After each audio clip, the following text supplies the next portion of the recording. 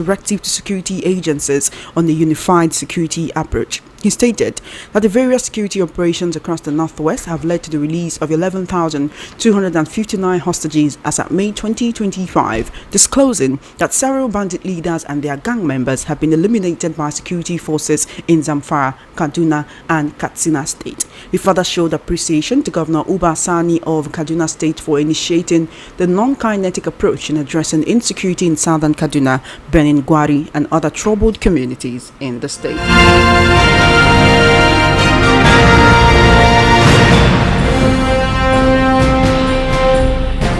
The federal government, through the Nigerians in Diaspora Commission (NIDCOM), has condemned the protest by Ghanaians calling on Nigerians to be deported from the West African country. VOP News earlier reported that some Ghanaians staged a protest against Nigerians, accusing them of engaging in mass ritual killings, kidnapping, and violent crimes in their country. In a viral video seen today, the protesters, numbering in their hundreds, carried placards with inscriptions such as "Armed robbery and violent attacks must stop. Our health at stake. Nigerians are kidnapping and using people for rituals, and our kids are getting missing because of Igbos," amongst others. Reacting in a statement, the Director of Media, Public Relations and Protocols of NIDCOM, Abdul Rahman Balogun, disclosed that Abike Dabiri Erewa, the Chairman CEO of the Commission, said the blanket outrage against Nigerians living in Ghana and branding them as criminals should be condemned by all. She noted that Nigerians are not criminals, but are good ambassadors wherever they find themselves, while the bad ones should be fished out and face the necessary sanctions. She noted that Ghana and Nigeria are like Siamese twins, as they are brothers, and such, in the spirit of ECOWAS and regional integration, should continue to live in peace like brothers. The NIDCOM boss appealed for calm and urged Nigerians living in Ghana not to be provoked or go into violence with anyone, as the issue is being handled at the diplomatic level. She advised anyone using insightful words to desist henceforth, both from Nigerians and Ghanaians, as that is capable of escalating the matter. She also advised Nigerians to disregard the videos circulating that Nigerian shops and properties are being destroyed by Ghanaians, as there is no evidence, and we must at all costs prevent any reprisal attacks. She praised Ghanaian and Nigerian High Commission for their efforts to control the situation, adding that the Minister of State for Foreign Affairs has been in touch with the Ghanaian authorities and had taken some proactive measures. In another development, a former Deputy National Publicity Secretary of the ruling All Progressives Congress (APC), Honorable Yekini Nabena, has accused the New Nigeria People's Party and NPP 2023 presidential candidate Rabiu Musa Kwankwaso of attempting to incite the North against a Southern presidency. Kwankwaso had accused the Tinubu administration of neglecting the North and concentrating the country's resources on developing the Southern region. Reacting to the remark, Nabena, a member of the APC National Executive Committee, issued a statement today stating that Kwankwaso should refrain from using the voting strength of Kano State to intimidate President Tinubu. He stated that Kwankwaso's outburst was an attempt to demarket the president and stop his re-election in 2027. The APC chieftain challenged Kwankwaso to travel across the South-South by road and compare the road networks in the oil-rich region, where the major resources originate, to those of the northern region. He added, "You cannot intimidate the South or anyone with Kano votes any longer, because as a politician, we all know the game and what you are up to. The era of playing religious or ethnic cards is far becoming unfashionable. The Kano voters now know who is using them for political business, and even the political gladiators now understand the tactics of political merchants." End quotes. You're still listening to the World News at 6 right here on Voice of the People 90.3 FM. We took a short break and returned with more news stories. Stay with us.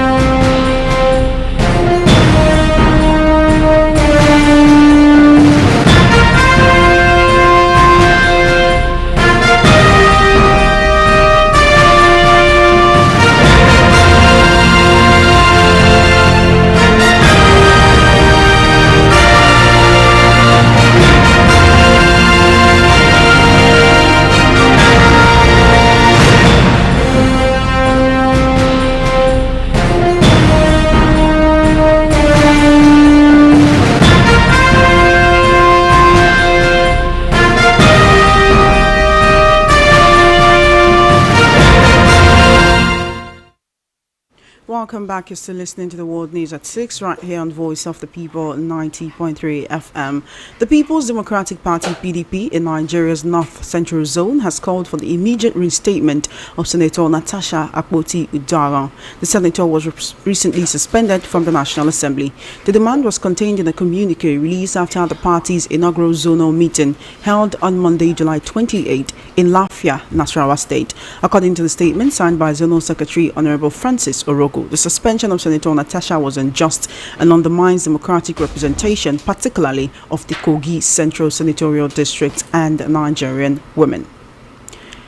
Meanwhile, a major political storm is brewing over a fresh proposal to amend the 1999 constitution to allow all elections in Nigeria to be conducted on the same day in 2027. While leading opposition parties, the PDP, Labour Party, African Democratic Congress and the New Nigeria People's Party (NNPP) have thrown their weight behind the move, the ruling APC has rejected it, warning of their consequences. The proposal, spearheaded by the House of Reps Committee on Constitution Review, chaired by Deputy Speaker Benjamin Carlo, is being considered as part of broader constitutional amendments following zonal consultations across the 6 geopolitical zones. If passed, the amendment would mandate the Independent National Electoral Commission INEC and State Assembly polls in a single day, a move touted to drastically cut costs and reduce post-election bandwagon effects.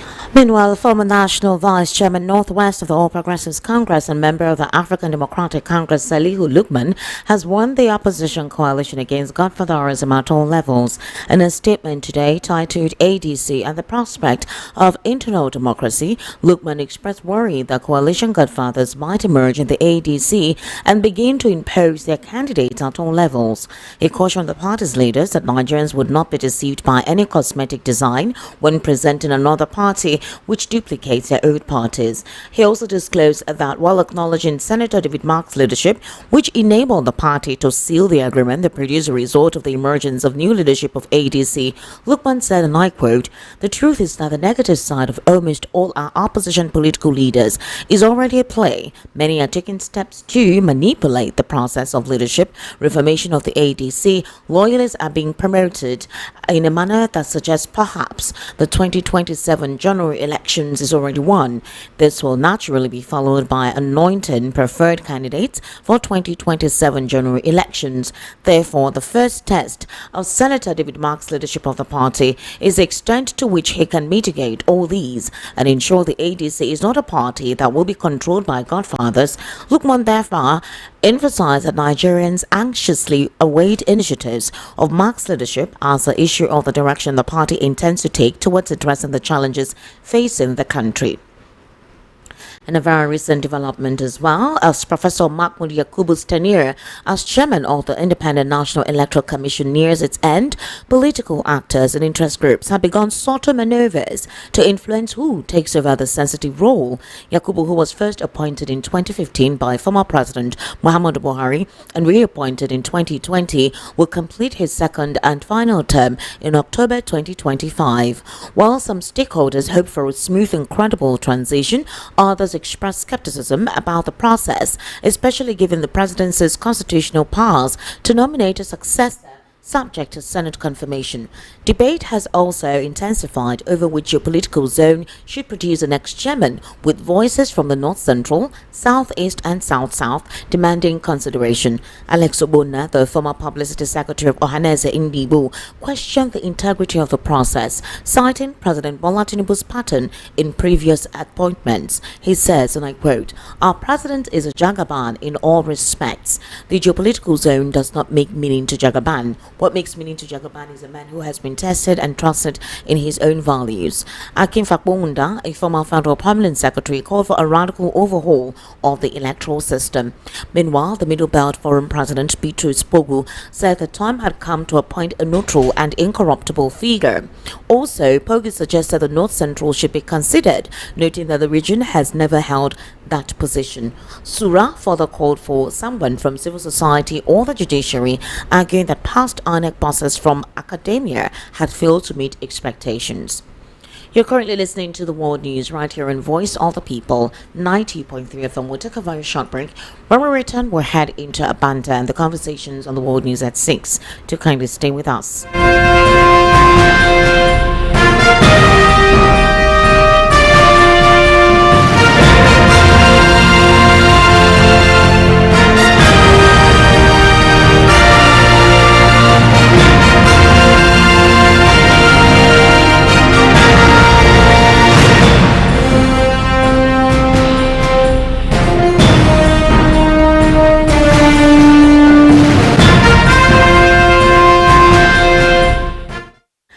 Thank you for staying with us. This is still the World News right here on Voice of the People, 90.3 FM. Shoma, the NSA, Rabadu, National Security Advisor, is telling us that insurgency and banditry has actually reduced. And I actually worry with that sentiment or with that statement, and I don't know who he is trying to pacify.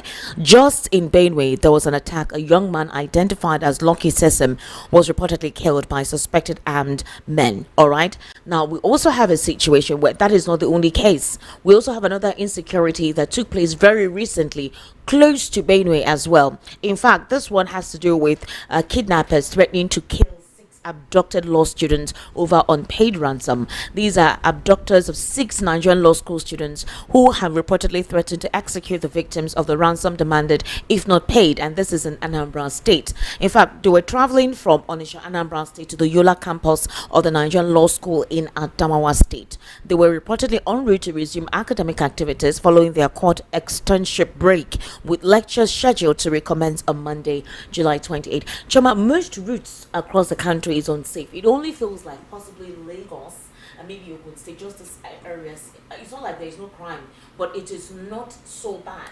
You can't travel by road. It's almost like what do you call this main median mode.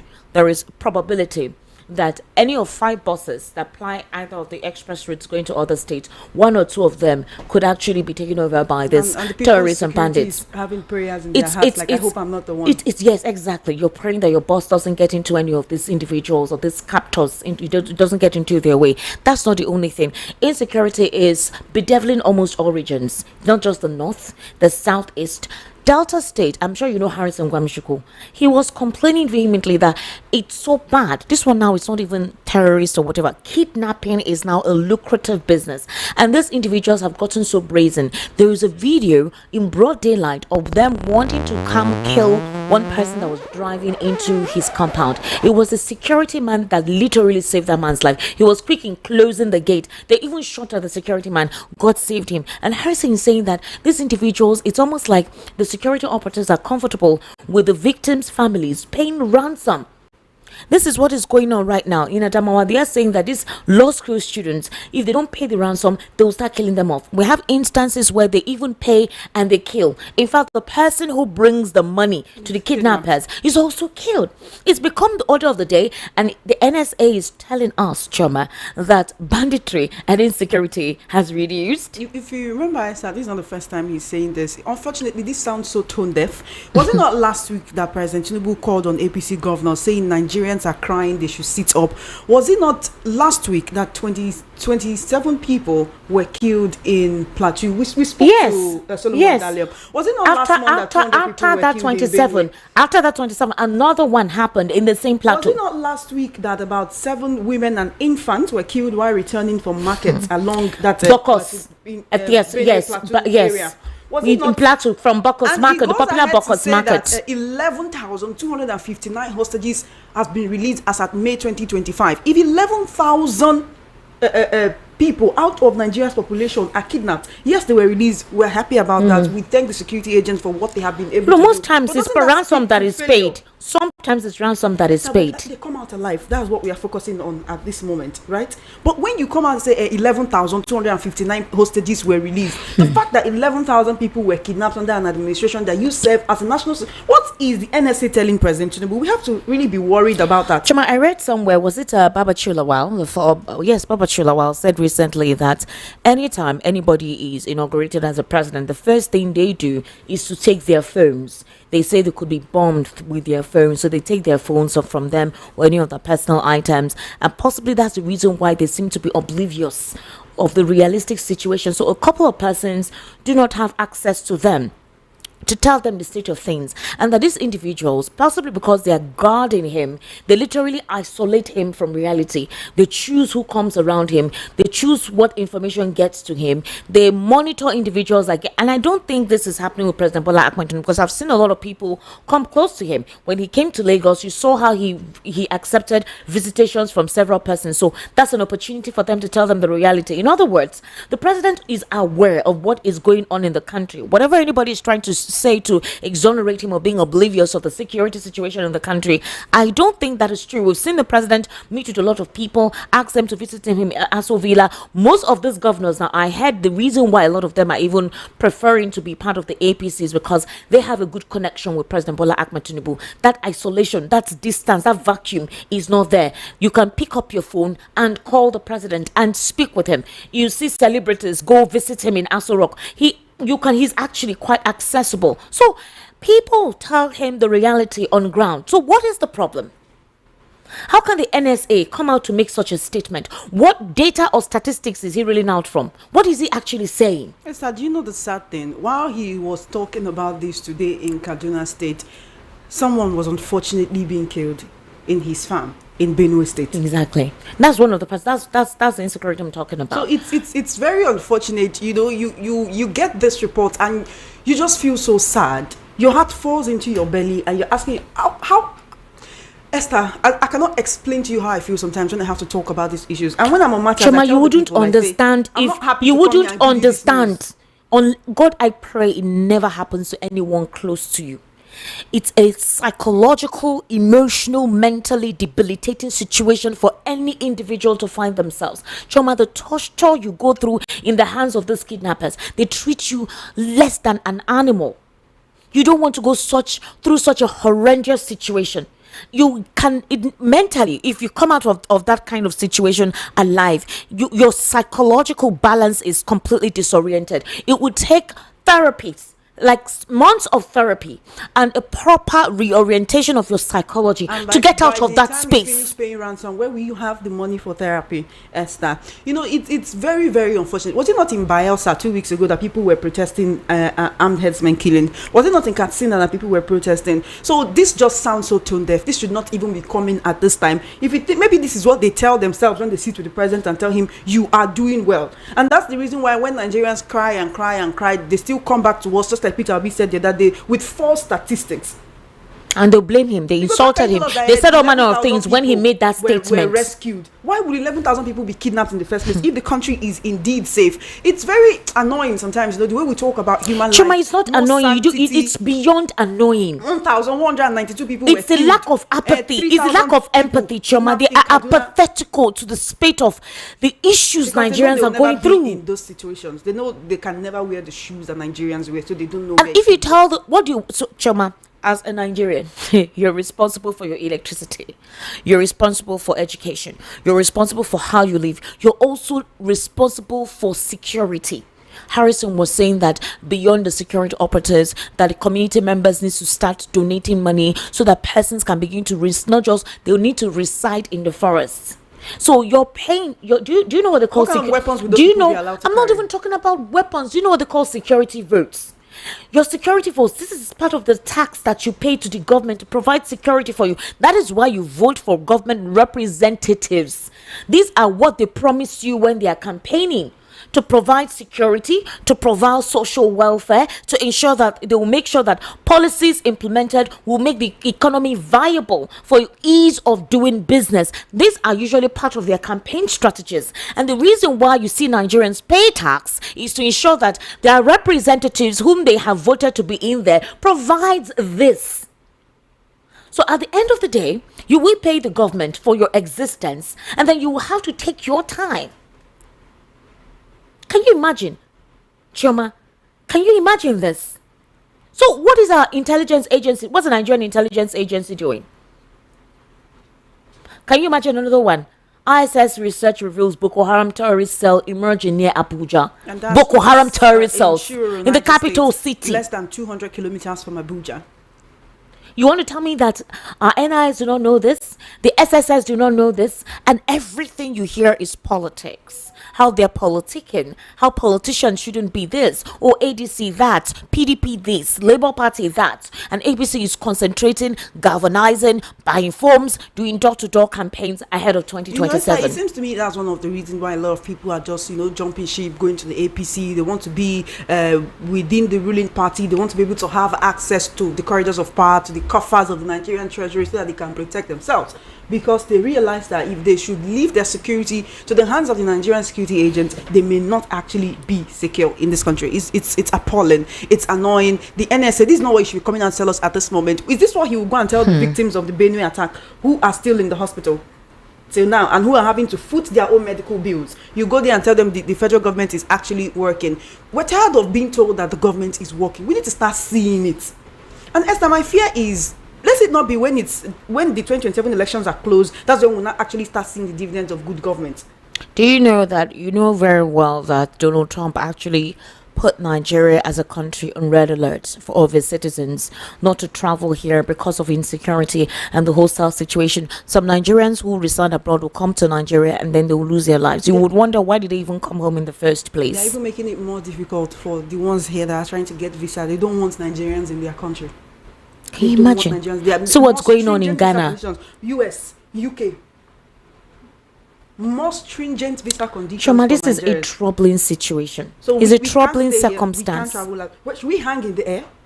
It's not even there. Are you supposed to rely on traveling out to ensure that you have a good life, to ensure that you have access to good healthcare, access to education and security? When you have a country, when you have your land, when you have your space, why would you go and rely on another country? Something that your country is supposed to provide you. This political elite travel out of this country. They see how things are done. Why can't it be replicated here? Why the endemic corruption, Choma? There is nepotism, there's tribalism, there is corruption in every facet of this country. Everything is politicized. Everything is geared towards 2027. And the very thing that Nigerians are concerned about is difficult for them to meet it. If you criticize, they will say you're not patient with the administration. They will say the administration is just 2 years in. There is no magic. Oh, Nigeria has been sick. They're trying to recuperate from the doldrum of the 8 years of Muhammadu Buhari. What kind of balderdash talk is that? Choma, do you realize that the Ghana must go protest situation, or Nigerians must go situation in Ghana? Do you know how it came about? It was politics. An old video from 2013 about somebody from the southeastern extraction who resides in Ghana was brought up. Exactly. These individuals now resent it, like popularized it to the Ghanaian influencers. Made it look like it was recent. Then made it look like it was recent. That was not just the only case. They entered spaces. They said degenerating the southeastern extraction, again, all because of politics, making a lot of comments about them and saying that the country doesn't want them and that they should be careful of them, otherwise they will take over their space, forgetting that anywhere outside this country, nobody looks at you that you are from Igbo or you're Yoruba or Ifok or Ibibio. They don't look at you are a Nigerian. And that was basically what elicited this. Now, that man was called, he was arrested by the police. They asked him questions. And he said that was an old video done in 2013. And even the supposed land, he did not even acquire it. He apologized. But then look at the spiral effect of the whole thing. Look at the spiral effect. And the federal government's response is firing the Ghanaian people by saying that anyone who has committed crime from any extraction, they should be brought out and face the consequences and not put everybody in the same box. You started out something out of wickedness, not knowing that you are hurting everyone. Which element cannot be involved in crime? It's sad how we practice. You've been hearing of Fulani terrorists taking over people's landmass, taking over people's space, and you refuse to address it. You refuse to vehemently talk about it, but rather you're facing on issues that because you think you can talk about this particular thing and nothing will happen. What are you afraid of? That's a big question everybody's asking. What exactly are you afraid of, Choma? What is the presidency afraid of? Why don't you call out this element and treat it the way it's meant to be treated? When did we get to this point? Anyone thinking that they are safe within this access, you will be so disappointed. You don't want this kind of situation to get to your doorstep. The Nigerian security agencies needs to do something. And if the civil society organization wants to be part of it, they need to be encouraged. They need to be encouraged. overwhelmingly encouraged. It is getting out of hand. International reputation is in the dust. This is the time for farmers to go and farm, Choma. It's the raining season. So they farm, they put their crop together because the harvest season will soon come. That is why food is expensive. When there is no security in their farms, they can't farm. Everything you're hearing every time is politics.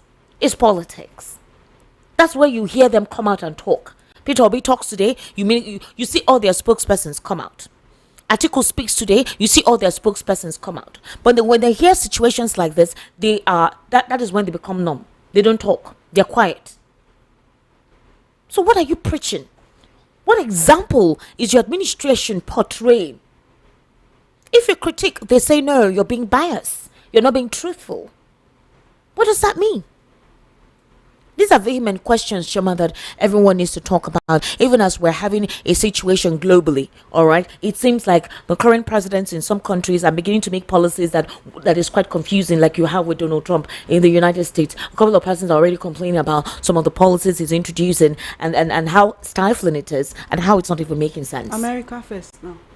No, beyond that, some things, even with the America First, even they themselves are complaining about certain things. Now, let's look at the situation that happened yesterday evening where Ali Modu Sharif was on a Monitor television program and said that Peterobi is considering having to defect to the People's Democratic Party. Choma, how can any individual want to believe that statement? An APC chieftain is telling you of an opposition, that information from you, from personal information you've been able to garner, is that Peterobi is to defect, is to join the PDP. In what capacity can anybody think of that? Yes, Jerry Ghana had said they were trying to woo Peterobi, but how can anyone think of Peterobi joining the PDP?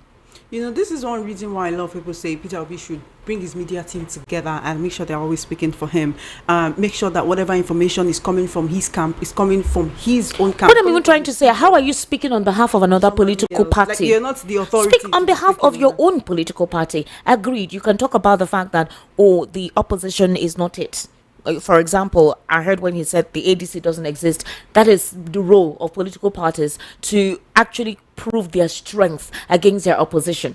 That is normal and that's expected. In other words, whatever the coalition is up to, you don't care and you don't think that they will have any whatever against the APC because you consider the party to be the most organized. But how are you coming to speak on behalf of another individual? If he wants to defect to the PDP, so what? And then we already understand the circumstances of the PDP. Most persons have defected. Their top governors have left. What is remaining there is a carcass. Even the PDP members remaining are also complaining. IFR recently in a Monitor television program said the same thing about the PDP. So how would anyone who is being strategic politically want to join the PDP? It's obvious that this is a plan to what? To create confusion, to destabilize. Again, this is the era of propaganda.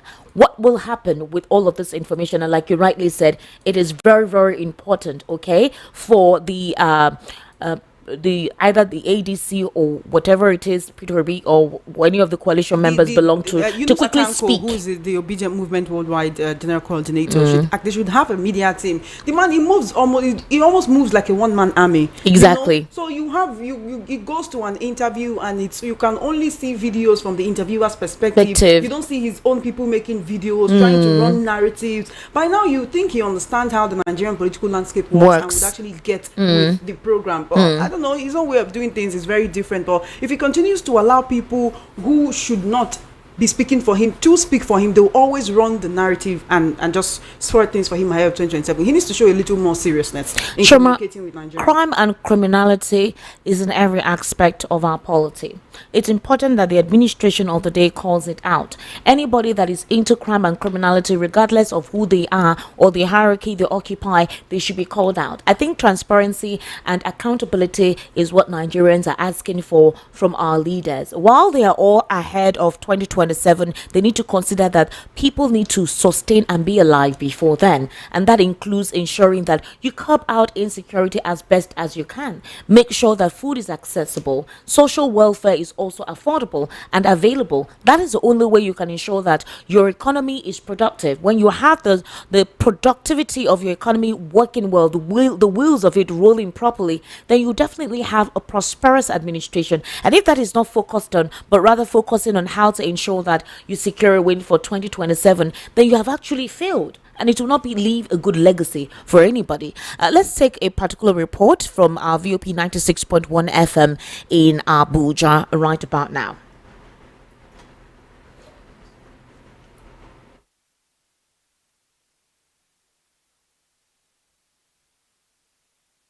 Thanks for staying with us.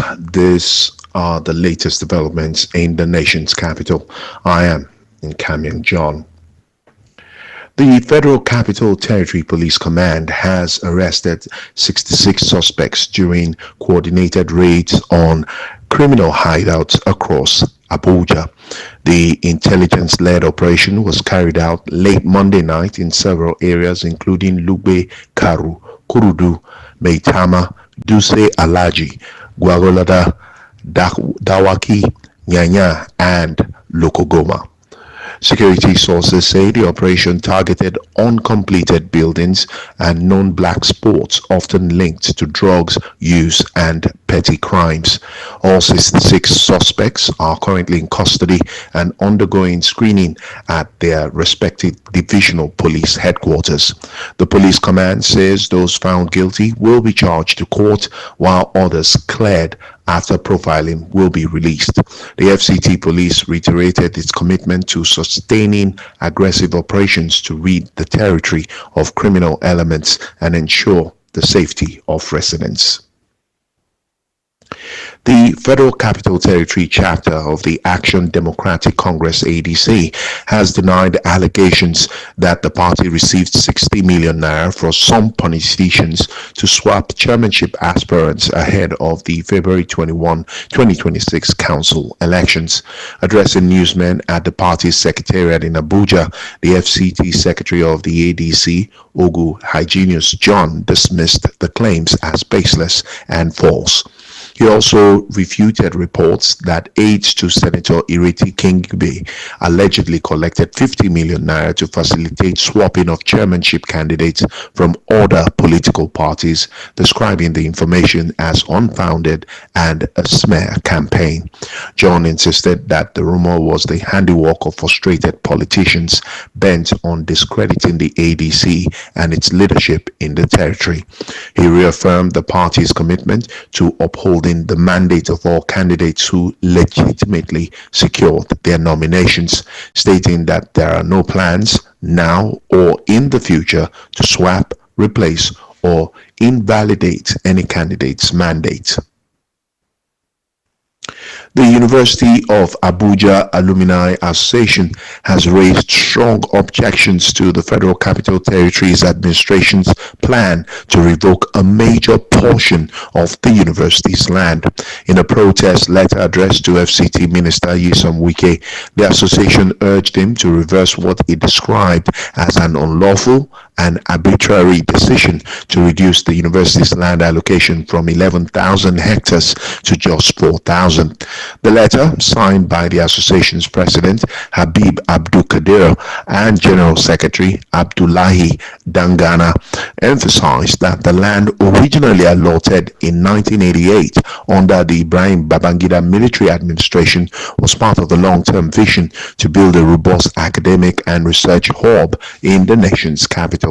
The alumni group described the land as a national educational treasure, essential for future expansion, research centers, and the growing student population.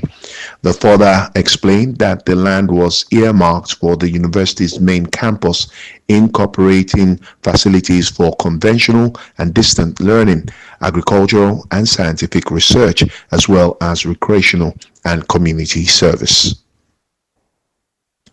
The Igbo Community Association (ICA) in the Federal Capital Territory has voiced strong opposition to a Senate bill seeking to permanently designate the Oni of Ife and the Sultan of Sokoto as the exclusive co-chairman of the National Council of Traditional Rulers.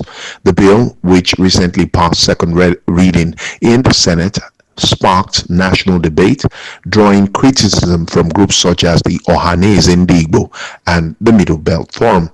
In a statement released Tuesday and signed by ICA President General Ikenna Ellis, Ezenewe, and Secretary General Emmanuel Ona. The group warned that the bill could fuel ethnic and social unrest. They described the move as insensitive to Nigeria's ethnic diversity and urged the National Assembly to retrace its steps, warning against a return to what they called institutionalized bigotry and federally funded marginalization. The ICA also questioned the appropriateness of the Sultan of Sokoto being considered a traditional ruler, citing his religious role, and stressed that neither the Oni nor the Sultan represents all ethnic groups, including the Kanuri and Igbo people. Those are the latest developments in the nation's capital. I am Nkamiang John.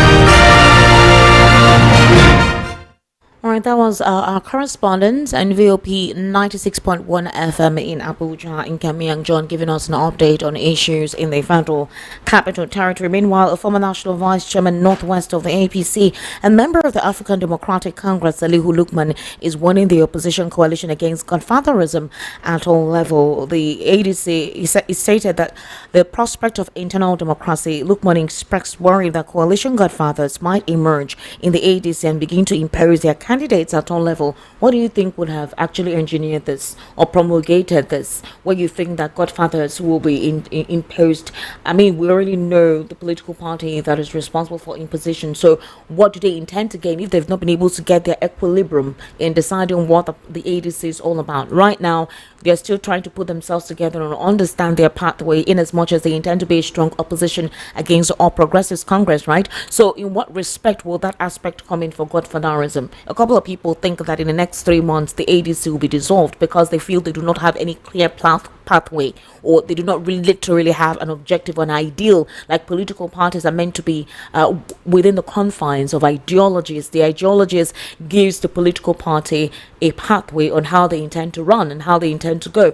So do you think that that's an aspect? And if that is the case, why would that fear be coming on? First up, many political parties, most of our political parties in Nigeria don't have ideology. They just want to be in power. Then some of the people in the ADC are coming from a place where godfatherism holds sway, right? And you heard the Baby Kachiko saying Atiku was paying money. If these people are willing for persons to join the party, no, not even just to join the party, to leave their seats, paying as much as 20 million to state chairman to leave their seat so that he can actually entrench people that will help him win elections. For someone who has been a chairman of the party for over a decade to step down because Atiku and David Mark joined the party, power has changed hands. You understand? So they're coming from a place where this has worked, and honestly, to kill a monkey, you have to act like a monkey. That is actually a valid fear that Salihu Lukman is giving, because he is coming from the APC. They're coming from a place where these things happen. So when they see it happening, they've raised the alarm. The ADC has a lot of work to do. There are people joining the party that you just look at them with the side eye. Aisha Binani joined the ADC. And what these are the CPC faction of the APC, anyways. These are those who were supposedly the CPC faction. These are the loyalists to late Muhammadu Buhari. I cannot forget what happened during the Adamawa elections in 2023. The wrong person declared you governor. You carry paper, you started giving speech. But the thing is, after that time, maybe she thought they would give her something. She was in the APC, she thought they would give her something, possibly an appointment. And if that did not happen, obviously, if the agency has come on board and they have approached you and spoken to you and promised you that you get one or two things, you obviously leave. A couple of them who feel like they're not being seen, like the North Central also are complaining that they're not being seen in the APC.